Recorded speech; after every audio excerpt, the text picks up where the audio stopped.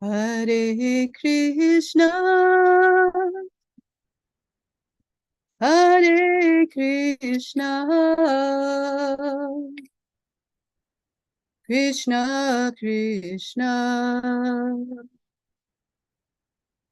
Hare Hare, Hare Rama, Hare Rama, Hare Rama,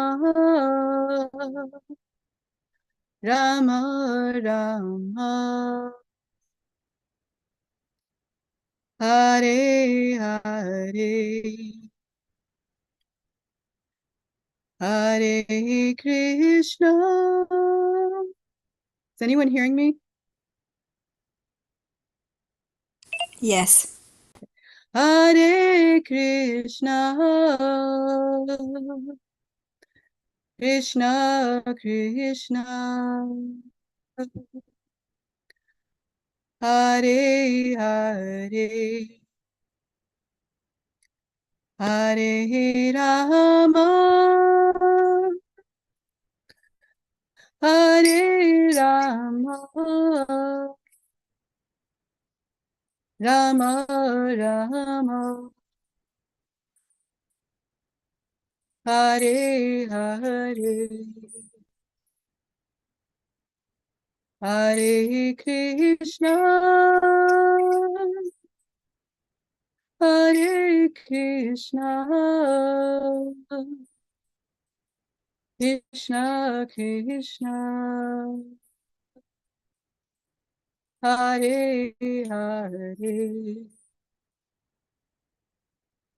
Hare Rama, Hare Rama, Rama Rama, Hare Hare, Hare Krishna, Hare Krishna, Krishna Krishna, Hare Hare, Hare Rama, Hare Rama, Rama Rama, Hare Hare,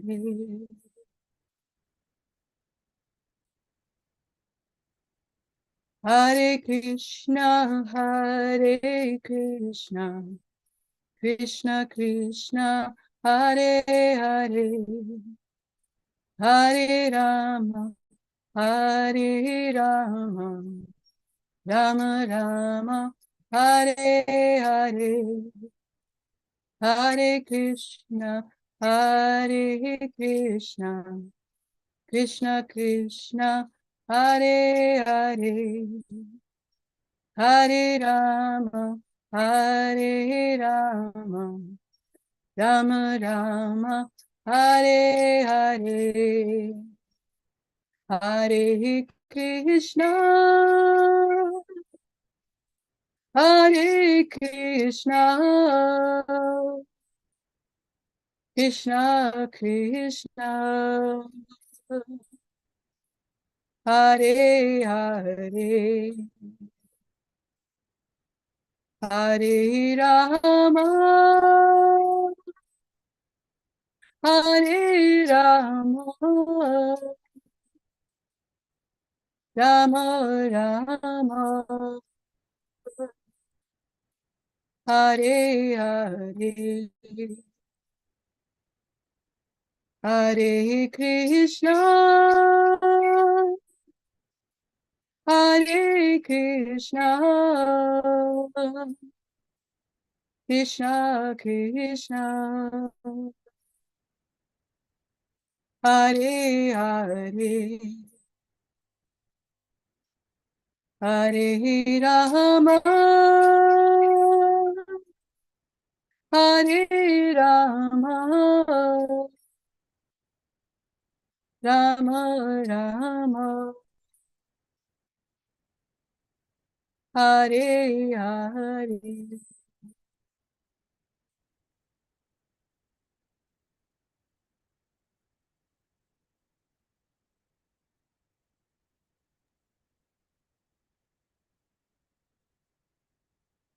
Jayam Vishnupada Paramahansa Paribrajacharya Ashtotar Satta Shri Srimad A.C. Bhaktivedanta Swami Prabhupada Ki Jai Ananta Koti Vaishnava Vrinda Ki Jai Namacharya Haridas Thakur Ki Jai Prem Se Kaho Shri Krishna Chaitanya Prabhu Nityananda Shri Advaita Gadadhar Shri Vasadi Gaur Bhaktivinoda Ki Jai Shri Shri Radha Krishna Gopa Gopinath Shyamakund Radhakund Giri Govardhan Ki Jai Vrindavan Dham Ki Jai Navadvip Dham Ki Jai Ganga Mai Ki Jai Yamuna Mai Ki Jai Bhakti Devi Ki Jai Tulsi Devi Ki Jai Samaveta Bhaktavrinda Ki Jai. All glories to the assembled devotees. All glories to the assembled devotees. All glories to the assembled devotees. Gaur Premanande, Hari Hari Bol. Thank you very much, Tulsi Priya, for the kirtan and for the Vrindavan Mangal Arati screen share. And thank you everyone for being here for Srimad Bhagavatam class with His Holiness Jayadvaita Swami and friends. It is Wednesday, December 6th, 2023, and we are reading in the third canto of Srimad Bhagavatam, 26th chapter. Tonight, I believe we're starting with text 28. And of course, someone can always correct me on that. That's my bookmarker. Glad everyone could be here. Thank you very much, Maharaj, for being here. Hare Krishna. And let's see. We'll say Om Namo Bhagavate Vasudevaya. Om Namo Bhagavate Vasudevaya. Om Namo Bhagavate Vasudevaya. So the chapter is entitled Fundamental Principles of Material Nature.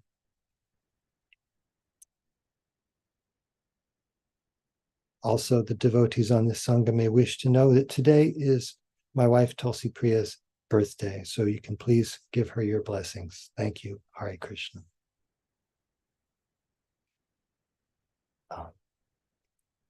Panchatattva Prabhu, would you like to start us off with text 28? I'll be posting verses here. Sure.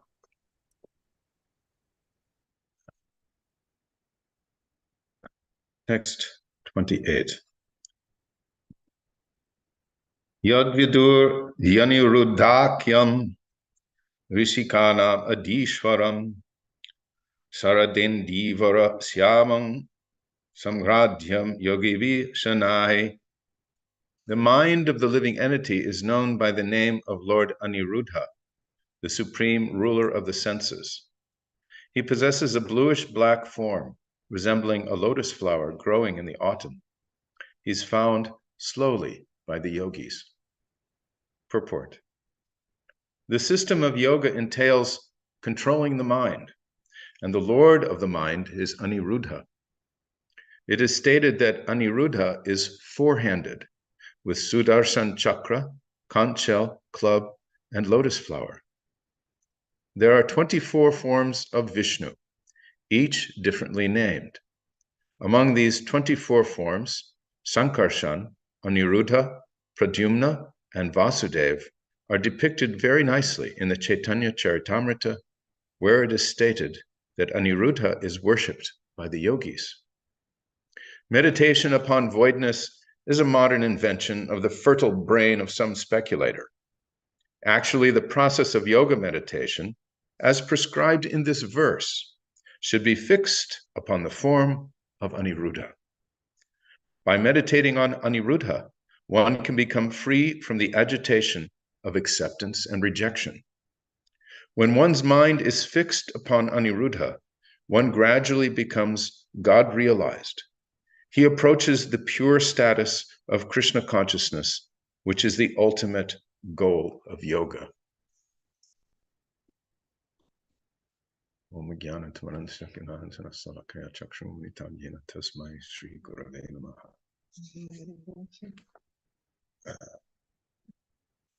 Was that verse at the end of the 6th chapter of Bhagavad Gita? Yogi Namapi Sarveshan Madgaten Antaratmana Shadavan Bhajate Yomang Samyukta Tamamataha. Is that right? No, I've got the last two lines wrong, but that's it. Of all the yogis, one who abides in me with great faith, me being Lord Krishna, and who worships Krishna exclusively. He's considered the greatest yogi, the best of all yogis. So that is the ultimate goal of yoga. He's the best yogi, and he's approaching the ultimate goal of yoga. And of course, we know that modern day practitioners of so-called yoga are missing the point to a greater or lesser degree, mostly to a greater degree, because they think that the goal of yoga is some health benefit, maybe some calming of the mind. So there's a search for tranquility. They describe this desire for peace in so many ways, but they don't understand that Krishna is the ultimate goal. He's the ultimate destination of the yogis, to get to Krishna darshan.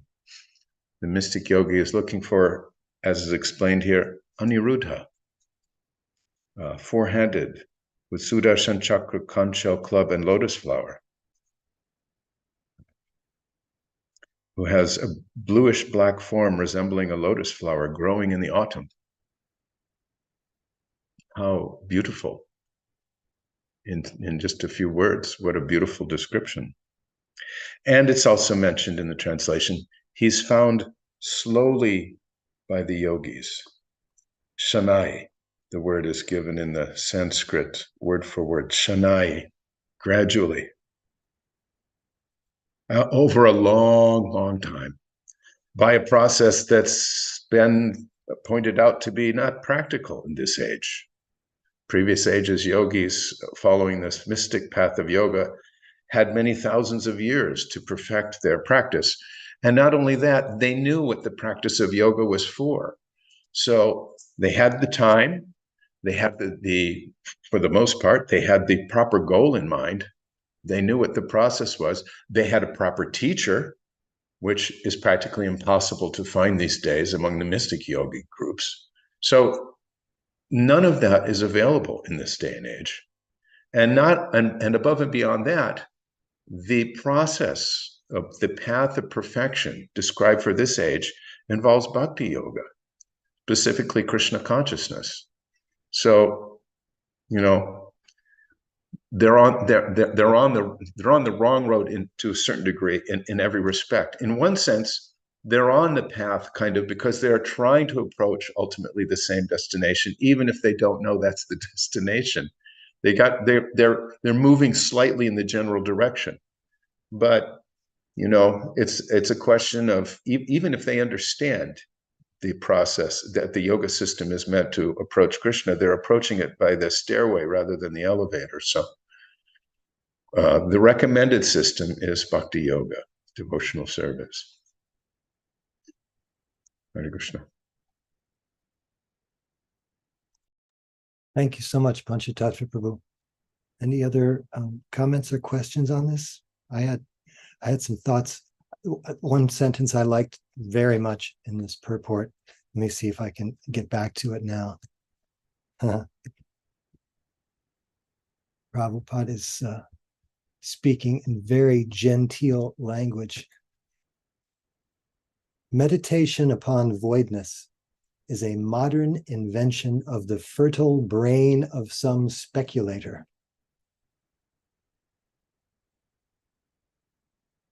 That speculator doesn't even deserve a name, it's just some anonymous nonsense source. Yeah. I mean, fertile is usually implies something that, can give rise to life. It's got all the necessary ingredients to do things with. Prabhupada didn't tend to use that term except pejoratively. Like, where'd you get that idea? From your fertile brain? In the beginning, he says that this is the translation. The mind of the living entity is known by the name of Lord Aniruddha. When I read that, I was thinking how most people think they are their mind. They identify so heavily that their mind is them. And so to hear that the mind of the living entity possesses a bluish-black form resembling a lotus flower growing in the autumn, most people could not compute that.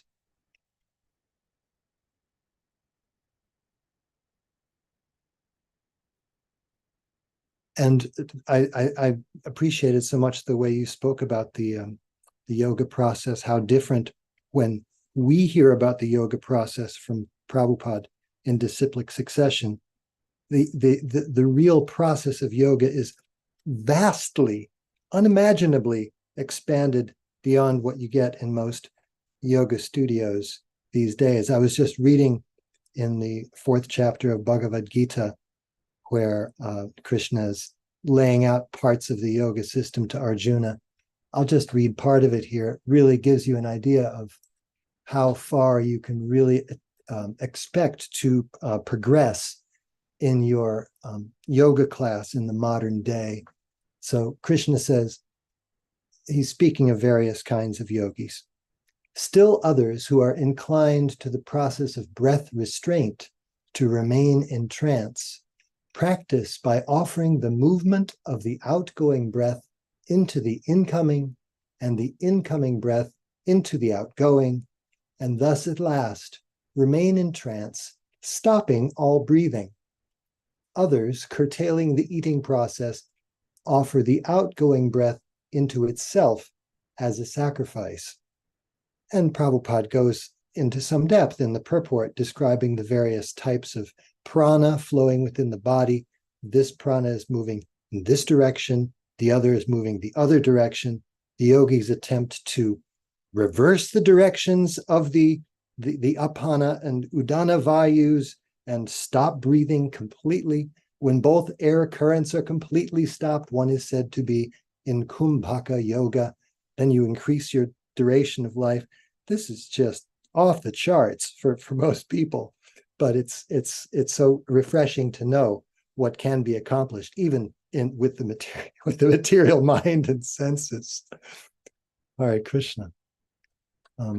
Just a moment here.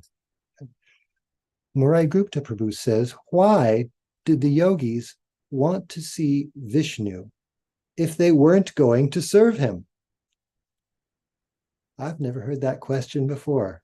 Great question. All right, Krishna.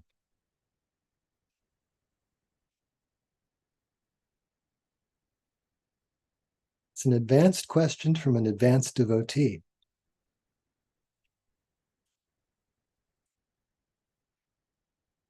Maharaj says to Murai Gupta Prabhu, they want to connect with him and then merge.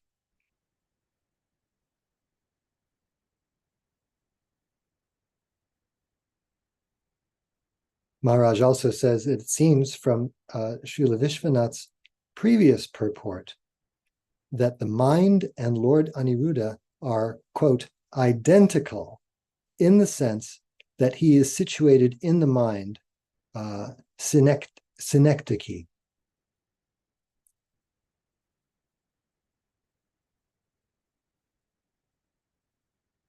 Murai Gupta Prabhu says, thank you, Maharaj. They want to connect with him and then merge. Let's see. Are there other?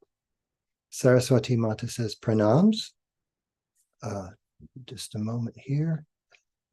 Someone who went to a modern day yoga meditation told me most participants were snoring as fast asleep. No surprise there. Panchatattva Prabhu says, the fertile mind, improperly tended or neglectfully sown, will grow any damned thing. Indeed.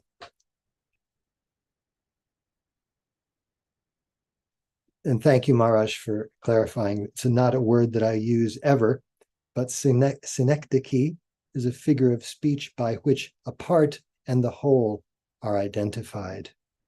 So yes, the mind and Lord Aniruddha are identical in the sense that he is situated in the mind. And Maharaj is typing. He says, Srila Vishwanath gives an example. Yeah.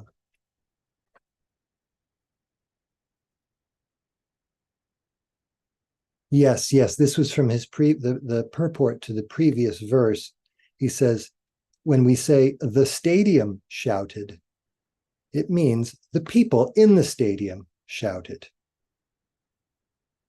So we can apply that to our understanding of Lord Aniruddha and the mind.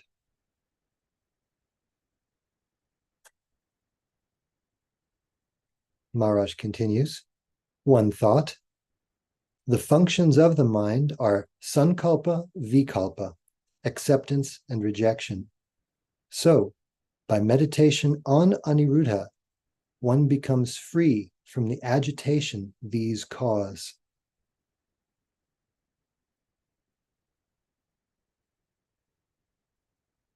Jai.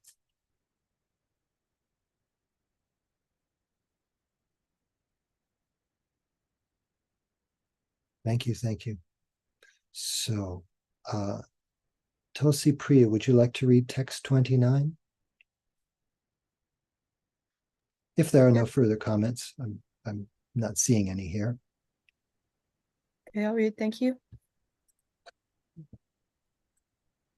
Tejasatu vikurvanad udhitatvam abhut sati dravyaskurana vijnanam indriyanam anugraha. Translation. By transformation of the false ego in passion, intelligence takes birth, O virtuous lady. The functions of intelligence are to help in ascertaining the nature of objects when they come into view, and to help the senses. Purport by Srila Prabhupada. Intelligence is the discriminating power to understand an object, and it helps the senses make choices. Therefore, intelligence is supposed to be the master of the senses. The perfection of intelligence is attained when one becomes fixed in the activities of Krishna consciousness. By the proper use of intelligence, one's consciousness is expanded, and the ultimate expansion of consciousness is Krishna consciousness. So this reminds me of one of the early aphorisms of Prabhupada that I learned early on. As Prabhupada said, Krishna consciousness means consciousness. And so this seems to expand on that by saying that, yes, by expanding one's consciousness through proper use of intelligence, then the ultimate expansion is Krishna consciousness. It also reminds me of the verse in the second canto, chapter 2, text 35. Bhagavan sarva bhuteshu lakshita swatmana hari drishyar budhya dibhir drashta lakshaner anumapakai. The personality of Godhead, Lord Sri Krishna, is in every living being along with the individual soul, and this fact is perceived and hypothesized in our acts of seeing and taking help from the intelligence. And actually, I had highlighted this long ago, I don't know when. In the purport, Prabhupada says, one can perceive one's self-identification and feel positively that he exists. He may not feel it very abruptly, but by using a little intelligence, he can feel that he is not the body. He can feel that the hand, the leg, the head, the hair, and the limbs are all his bodily parts and parcels. But as such, the hand, the leg, the head, etc., cannot be identified with itself. But the other part in here, if I'm remembering it correctly, the sentence in the purport, he can perceive that intelligence is the form direction of the Paramatma plenary portion of the personality of Godhead. So this idea that intelligence. Let me go back to the previous verse that I was reading. That it helps the senses. When I first read that, I was like, okay. I was thinking that maybe because we're so mental and we're always thinking things and overthinking things, we may not understand that immediately, but we can see it in animals, how animals, they're hatched or born and they just seem to, with no over endeavor at instruction, they figure out how to fly. A giraffe can walk within minutes of being born, or a horse. And so this is the action of Paramatma. These animals are born with senses, and immediately they know how to use them. Why? Because Paramatma is giving them direction on how to use the senses. Similarly, a baby is born, nobody teaches it how to, take milk from the mother's breast. It just knows. So I always like that line about the form direction of the Paramatma. It's like going back to what Maharaj says, that the idea of Aniruddha being identical with the intelligence, because it's controlling the intelligence. It's that goes for all of our senses. The senses are ruled by various demigods, but actually they're just sort of the administrators, and everything is done first by the Lord. The Lord is seeing everything first. He's hearing everything first. He's tasting, he's smelling. So the demigods are administrators, but these senses and the intelligence, it's all done by the Lord's direction. That's all I have to say.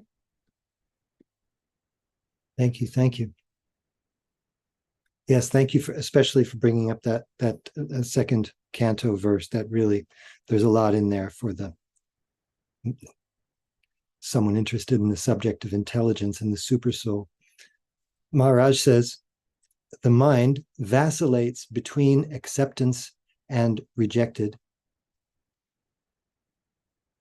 but intelligence acceptance and rejection, but intelligence analyzes and discriminates, and therefore enables one to come to a steady conclusion.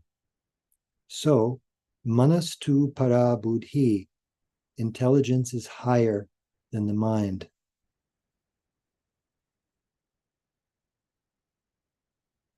And Tulsi Priya sent the verse reference that she was speaking from to me. It's Bhagavatam 2:2-35. Murai Gupta Prabhu says, does expanding the consciousness mean freeing it from the constraints of the modes of nature so that it naturally expands? Or do we have to do something more to expand it?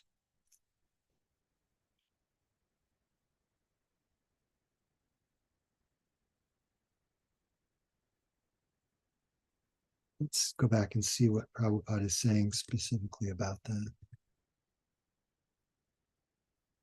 By proper use of intelligence, one's consciousness is expanded, and the ultimate expansion of consciousness is Krishna consciousness. So it seems that Prabhupada is tidily tying up that question right there. You prosecute the activities of Krishna consciousness, that will strengthen and purify your intelligence, and your consciousness will naturally be expanded. And Panchatattva Prabhu brings up Bhagavad Gita 3:42, Indriyani paranyahur, indriyebhya parang manaha, manasastu para buddhir, yo buddhe paratastusa. The working senses are superior to dull matter. Mind is higher than the senses. Intelligence is still higher than the mind, and he, the soul, is even higher than the intelligence. Thank you. Yes. And Maharaj, in response to Murai Gupta Prabhu, says, we have to use our intelligence.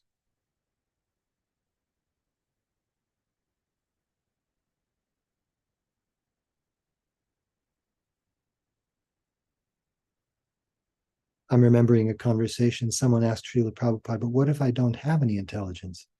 And Prabhupada said, find someone who does. Priyanka Mataji says, how intelligence comes out of passion, while mind from goodness, although intelligence is higher than the mind. Yes, good question. That's certainly a reasonable question, I think.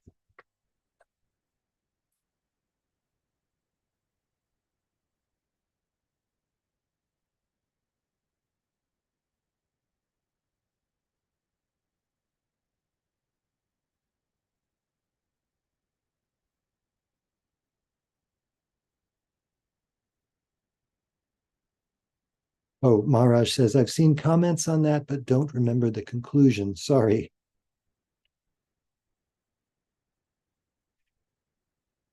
Yeah, when from my puny point of view, in the third and second cantos, especially, we see a lot of descriptions of material nature from a very high viewpoint, higher than we're used to.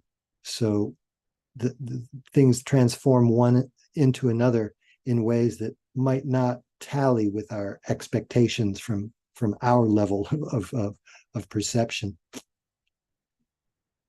One thing I wanted to read, Srila Vishwanath Chakravarti Thakur has a purport on this that I thought was quite interesting, in which he's drawing clear distinctions between the intelligence and the soul proper.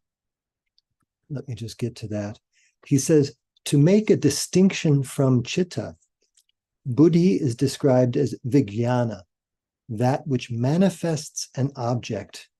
In other words, as we've heard in our translation, that this helps the senses to discern the nature of an object when it comes into view.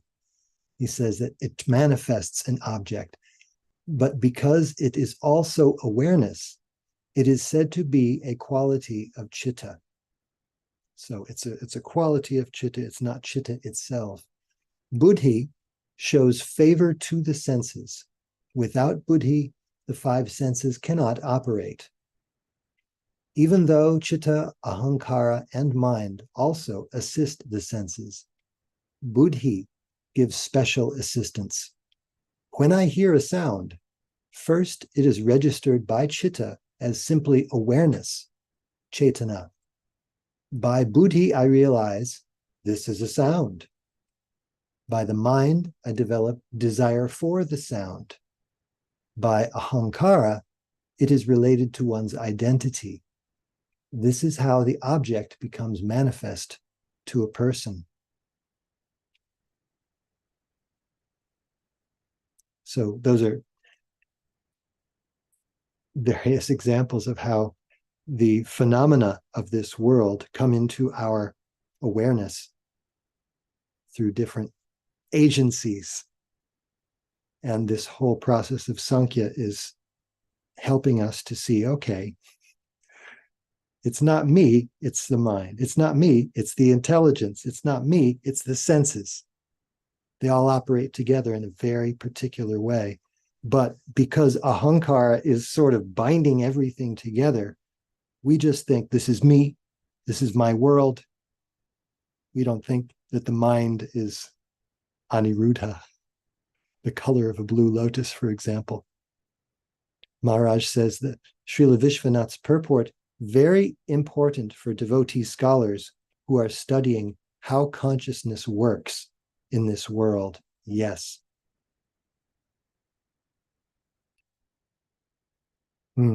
Maharaj says, I'm not sure that chitta here equals soul. Right.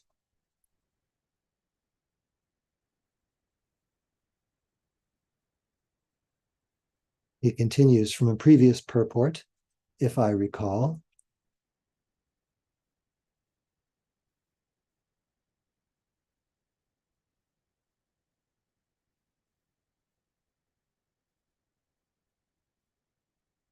Chitta in this context concerns consciousness in its material manifestation.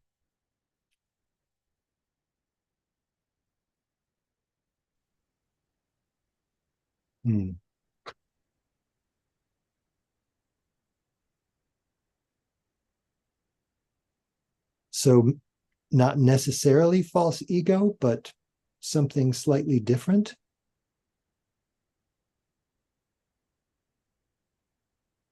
Yes. Interesting.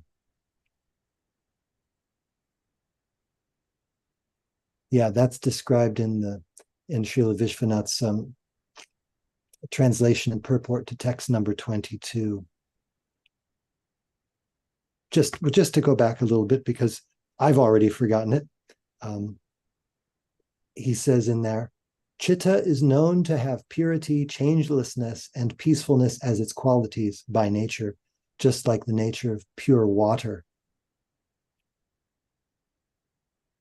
Mm-hmm. Yes, pure water without foam or waves. I don't remember if we read this purport when it came up. Pure water without foam or waves is sweet to the taste and peaceful, just as water from contact with earth and other elements becomes impure, full of foam and waves.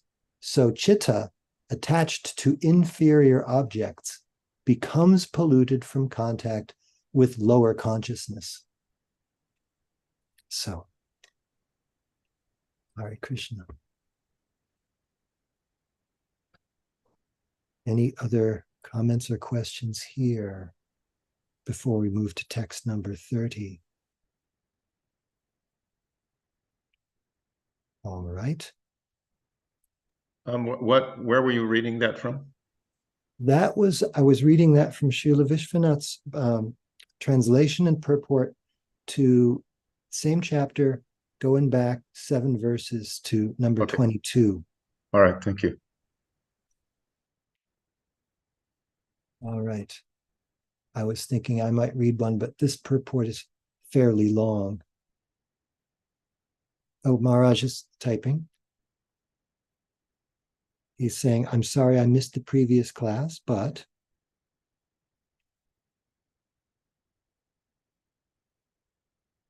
I found striking the description of how from pure consciousness, contaminated consciousness arises.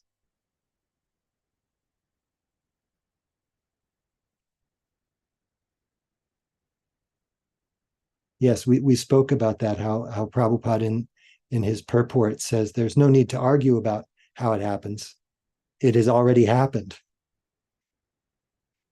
Yeah, we did have nice discussion on that, actually.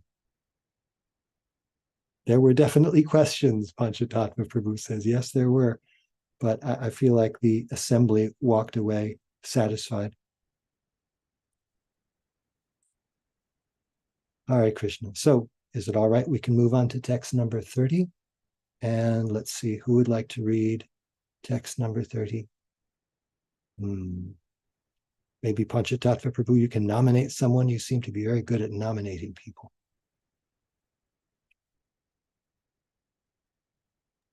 I sometimes get in trouble nominating them.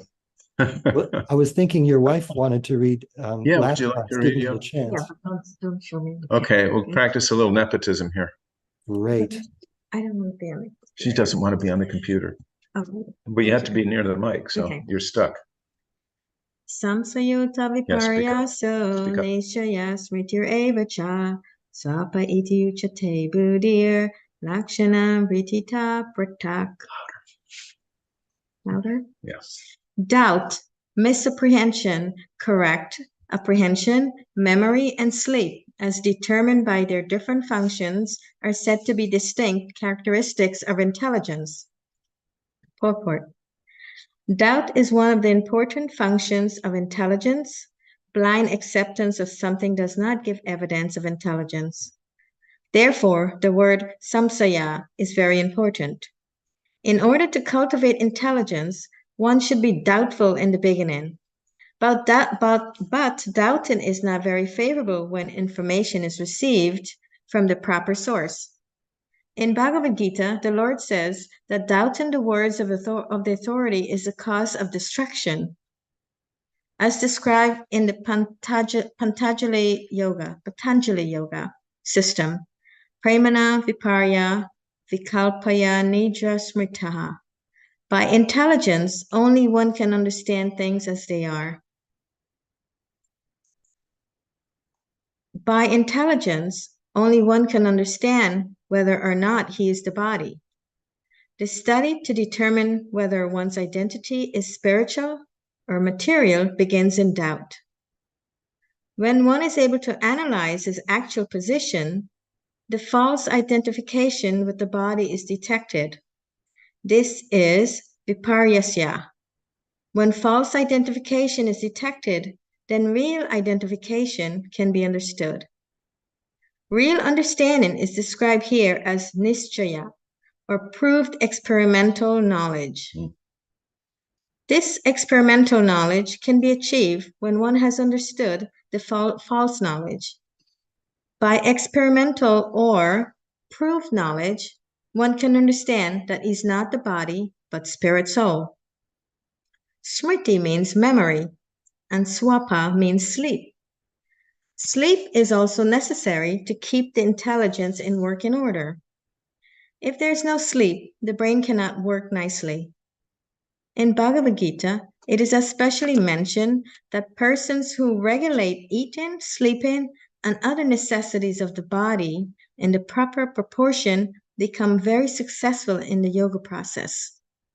These are some of the aspects of the analytical study of intelligence as described in both the Patanjali Yoga system and the Sankhya philosophy system of Kapila Dev in Srimad Bhagavatam. Well, I was thinking something where it says here, who regulated eating, sleeping, and other necessities of the body in the proper proportion become very successful in the yoga process. So those are devotees who are following very strict sadhana. They're going to the morning program. Everything is so regulated, so they become very successful in going back home to Godhead. And that's just something that I thought of.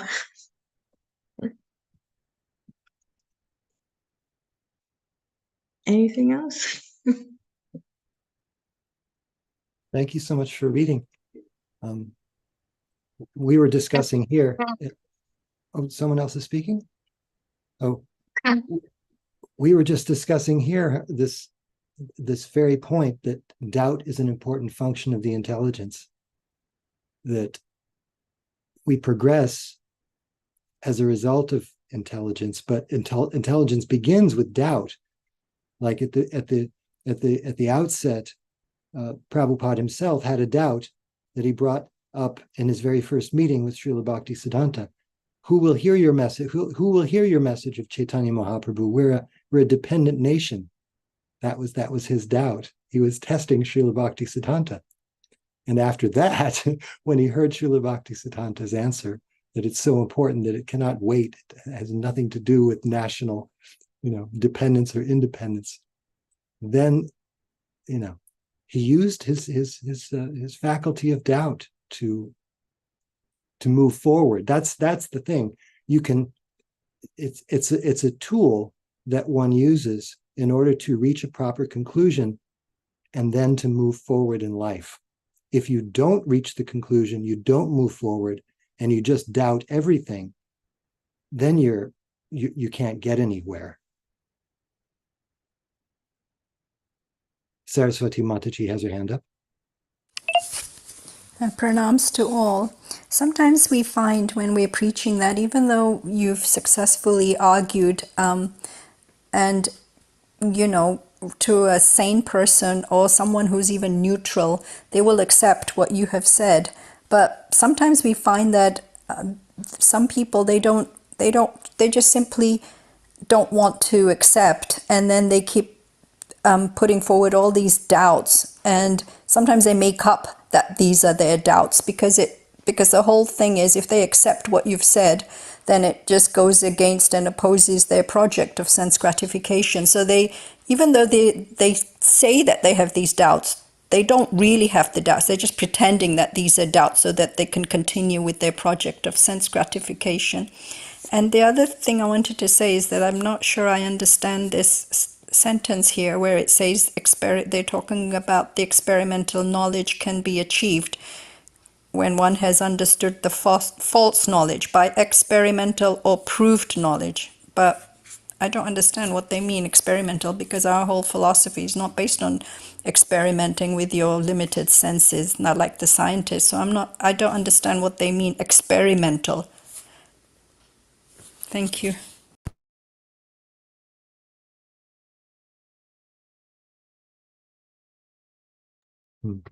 Maharaj says to Saraswati Mata, over-intelligent,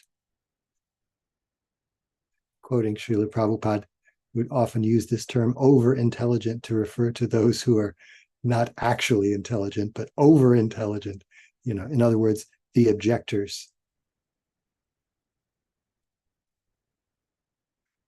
When he says over, he really means under. But he's saying over. He's too much smart. Yeah. No, what I was, yes, experimental knowledge is not entirely rejected, Maharaj goes on to say.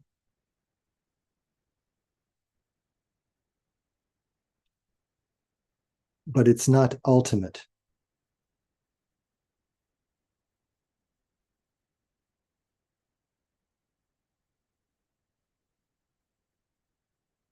Maharaj is still typing. I'll wait for him to finish before I read Tulsi Priya's comment. Yes, the experimental knowledge is not ultimate and can't bring us to understand the absolute.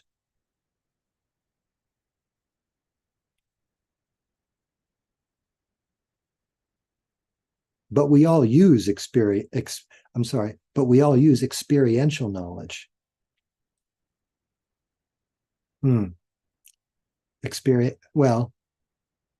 Experiential or experimental? I'm not. We put our arm in one sleeve, then realize it should be the other. Experimental, yes. Yes, we all, it's a fact of daily life.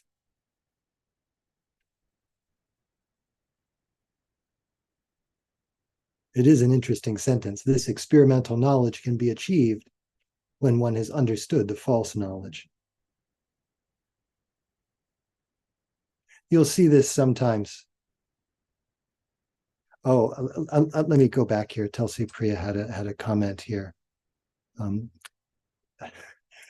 This is from Srila Prabhupada Lilamrita, I think. Often there were challenges, but under the Swami's stare and hard logic, the challenger would usually trail off into thoughtful silence. And here's an example. What about the Buddha? Do you follow him? No. No, you just talk. Why don't you follow? Follow Krishna, follow Christ, follow Buddha, but don't just talk. Saraswati Mataji's comment reminded Tulsi Priya of that exchange.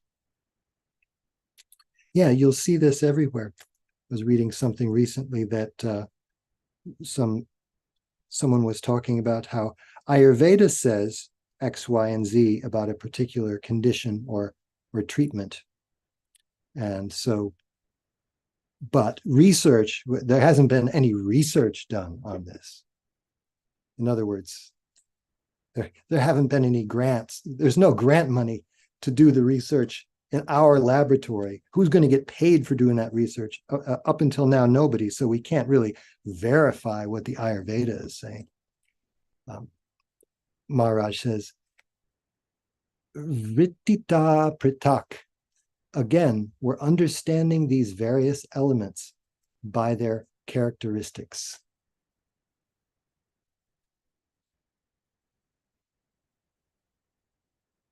Doubt, misapprehension, correct apprehension, memory, and sleep are the distinct characteristics of intelligence. And Morai Gupta Prabhu says, some doubts are compared to demons. So which are good doubts and which are bad?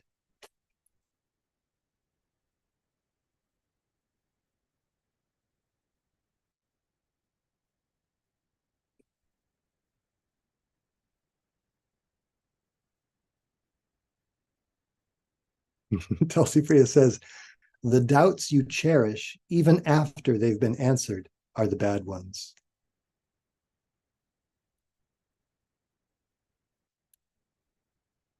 I like the point that Saraswati Mataji pointed out, that you're speaking to someone who, you're telling them about the absolute truth, the Krishna conscious point of view. And if they simply don't like that, if your conclusion rubs them so hard the wrong way, they'll come up with millions of doubts just so they don't have to accept the conclusion. So yes, the doubts you cherish, even after they've been answered, are the bad ones. Maharaj says, Arjuna says to Krishna, no one but you can answer this doubt.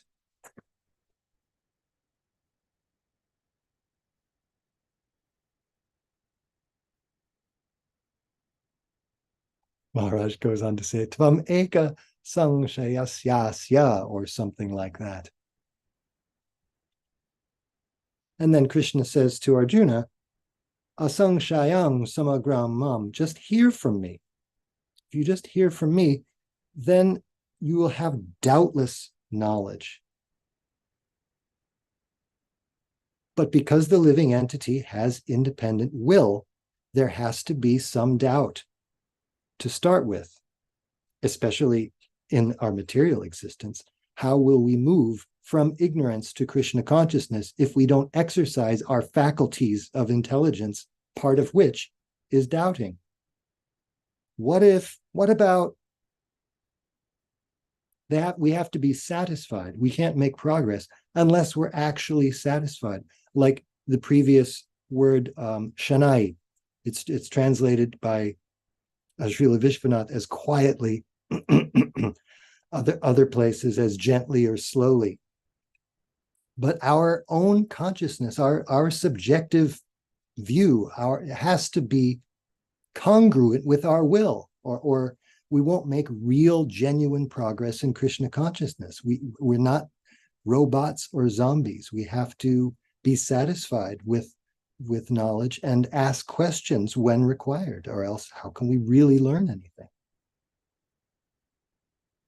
We have hands up here, so many hands up. Tulsi Priya, please go ahead. Well, I was just thinking that not all doubts can be answered by answers. In other words, sometimes you just have to live through it. There's that story of somebody came to question Srila Bhaktisiddhanta, and he asked them to go and help wash pots or something. They asked him a very esoteric question, and before Srila Bhaktisiddhanta said anything, he said, can you go do some service? And he did. And he said, as he was doing the service, he realized the answer because he was intelligent. So sometimes, you just have to live it. And in faith, there's that pastor, Andy Stanley, he says, to understand why, submit and apply. So you submit yourself and then you apply the knowledge and then you'll understand. Because sometimes we can't understand it intellectually. We have to apply the knowledge in faith. Yeah. And Maharaj says, by doubt, we can understand that we're not the body.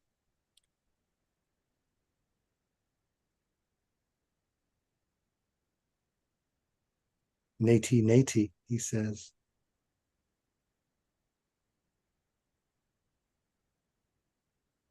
Yeah, we have to come to the point where we ask the question, who's doing the doubting? Am I this? Am I that? I don't think so.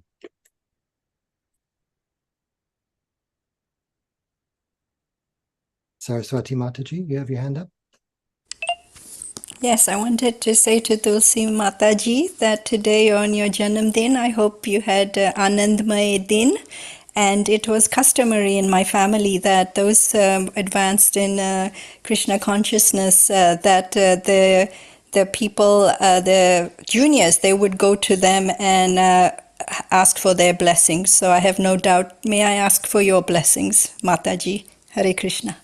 Oh, Prabhu, this is very, very embarrassing. I'm only senior in age. Maybe you can ask me again in 10 years or so. We'll see how I'm doing by then. I don't think you're senior in age. I'm not sure how old you are, but I don't think you're senior in age, but definitely in Krishna consciousness. Hare Krishna. I'm 61. That's pretty, that's old. Thank you, though. Hare Krishna. I bless you to bless me with by following your example. Carry on as you have been, and that's an inspiration. Jai. We have reached our time. Panchatattva Prabhu, would you like to nominate someone to lead Kirtan?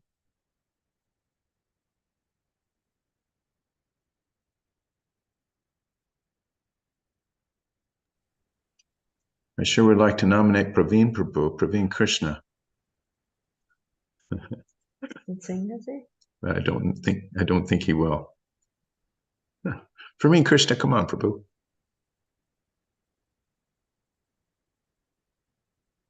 All right. Oh, Maharaj says he's absent now. Okay. Setting up things for puja. All right, he's sorry. fully engaged in devotional service. Yeah. Venkatesh Prabhu. Could you lead?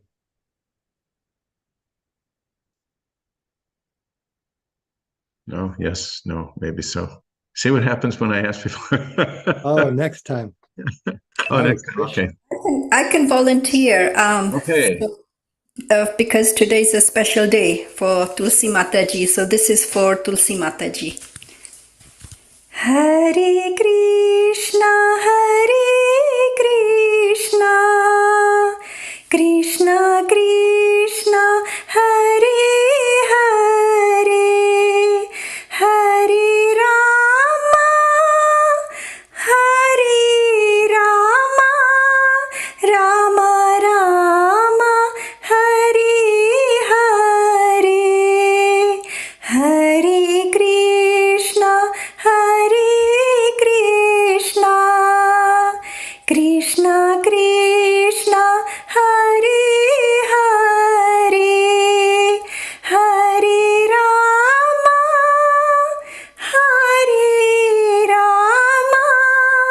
Rama Rama, Hare Hare, Hare Krishna,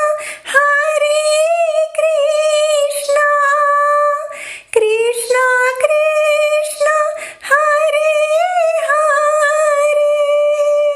Hare, Hare Rama, Rama Rama, Hare Hare, Hare Krishna,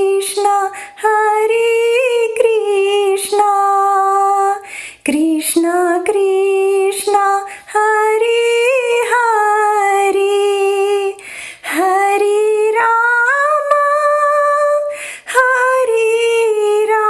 Rama, Rama Rama, Hare Hare, Hare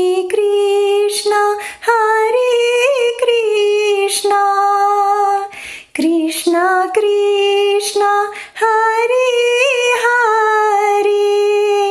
Hare Rama, Rama Rama, Hare Hare,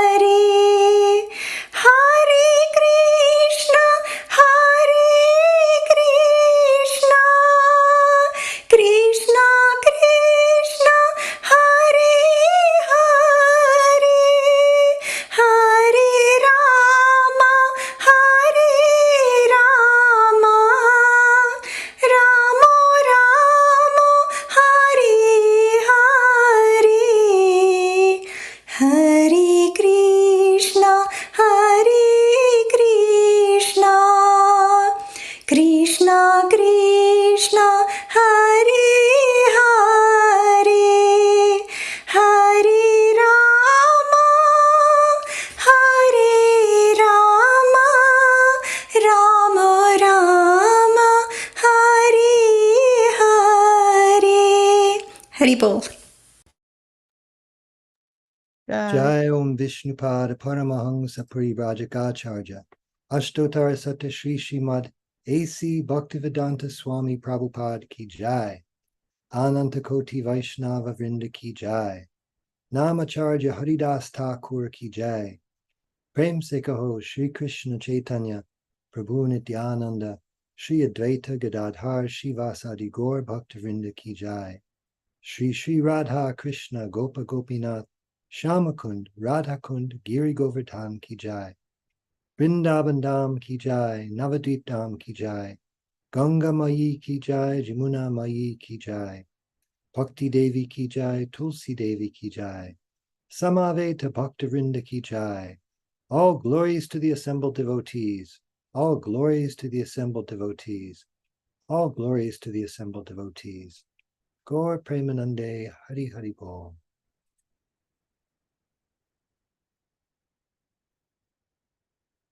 Tulsi Priya says, thank you to everyone for your good wishes. Materially, I'm firmly into old lady territory, but I'm still an infant in spiritual life. Please pray for my protection and feed me prasadam when the opportunity arises.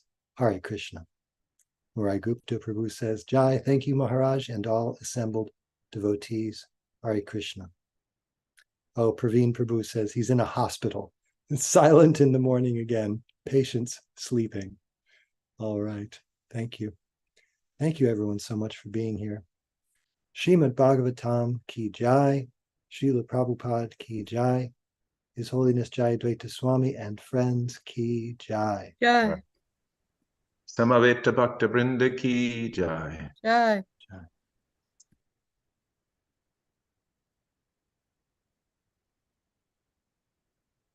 Hope you all can join us tomorrow for Sri Caitanya-caritamrta.